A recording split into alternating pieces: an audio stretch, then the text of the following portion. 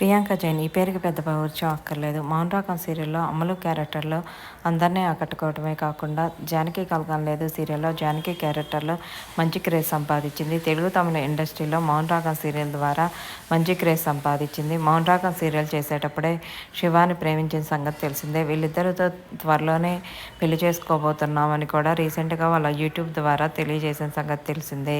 ప్రియాంక జైన్ యూట్యూబర్గా కూడా మంచి క్రేజ్ సంపాదించింది. బిగ్ బాస్ 7లోకి ఎంట్రీ ఇచ్చి టాప్ 5లో ఉండి మంచి క్రేజ్ సంపాదించడమే కాకుండా అందరినీ ఆకట్టుకుంటుంది.